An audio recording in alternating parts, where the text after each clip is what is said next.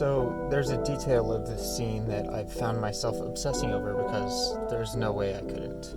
So I was getting into my car after a night shift, and my shift ended at around 8 a.m. As I was getting in my car, and I noticed that the windshield had ice on it from the inside, and I don't know if it's because I have like moisture in here or like there's some fruit hanging out. There's like some flowers hanging out, so like I don't know where the moisture came from, but it froze on it. So my first idea is to take this and scrape away at the ice. Scrape, scrape, scrape, scrape, scrape, baby. And what do we have? I just like scraped the shit out of the inside of my windshield, and it's like a simultaneously hilarious and frustrating moment. My work experience overnight felt challenging in ways where I was working hard to be calm and to be present. But there was many difficult situations. There was like police and just stuff. So with these things going on, I'm trying to keep calm. And you're working through the night from 8 p.m. to 8 a.m. And it's maybe not the most normal thing for a body to do or my body to do. My windshield scraping incident. It happened. I will be looking at these scrapes every time I'm in this vehicle. It's immediately in front of the driver's seat because it's wherever I could reach from the driver's seat, scraping away just like perfectly right in my line of sight. So I will just be confronting this moment and the things that led up to this moment and the hilarious experience of this moment. I will have a souvenir of that forever to live among. Memorabilia for the road, baby. Oh yeah! Giddy up! Giddy up for the ride, baby! It's one day. There's only one day. Like the sun is just rose, but it's gonna keep doing that. It's like going around in a circle. You could call it a day, you could call it a lifetime, you could call it a year. It's happening. It's happening now. Immediately. Ça c'est urgent. It's happening at all times. Like another detail about this scene, the camera on my phone has a cracked glass, so it looks very strange. You've probably noticed the entire video that it's like has a weird hazy quality, weird dreamlike quality, but you know. So forever this camera rests, and that memory is also imprinted onto the entire experience of this video. So there's many like temporal frequencies gyrating in and through one another in a very principled manner. The Tao of physics, musicality of rhythm as music is life. There's all sorts of sacred things that are just bouncing off one each other like a flubber starring Robin Williams. It's just absolutely upside down, turn me, flip me all around. What is that over there?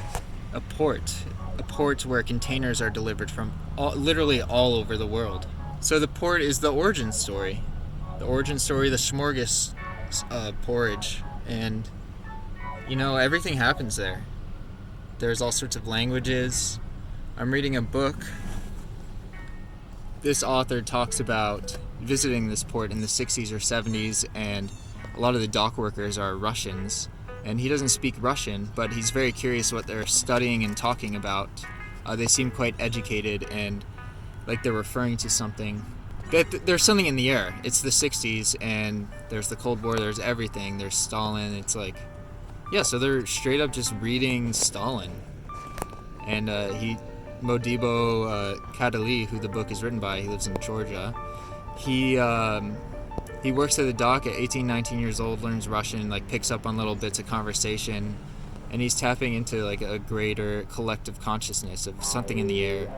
And it's obviously very centered around industrial activity as well.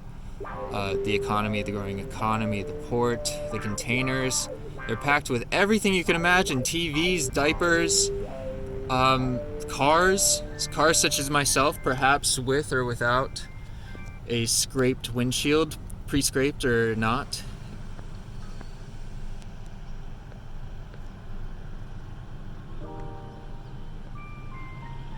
So there's a good dog over there.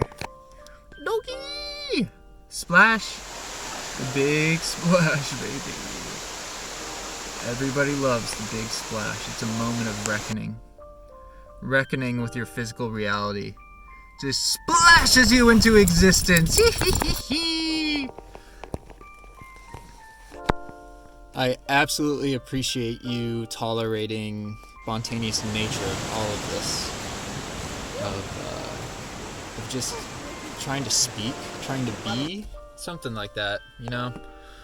I'm definitely functioning on some sort of weird vampiric level right now. That's how it feels. This is the story I tell myself. And you can tell yourself any story you'd like about how the world works, depending on how much time and imagination you have to imagine what that reality is. So that part I'm going to leave up to you, the viewer. What is reality? You know, how do I want to participate in it? Do I want to talk into a phone, into the rearview mirror of a car, of a scratched windshield, at the beach when there's ducks going around and like floating and life's beautiful? Do I want to do something like this? This is what I'm doing. I could begin to think of any number of other possible realities you may decide to engage in, should you choose, and everybody can just talk to themselves in their car. You can walk your dog. You can just, life's a big old adventure, and may we all be blessed enough with the privilege to have some freedom to engage. Some time, some base material conditions met, housing, food, nutrition, exercise, social life, culture. All these things are very excellent for our health, and they are things I strive to engage with and participate in. As I've previously stated, this is my declaration. The mirror says, who could you be, who could you be, who could you be, if you could only be yourself? You could be, you could be, you could be the most beautiful version of yourself.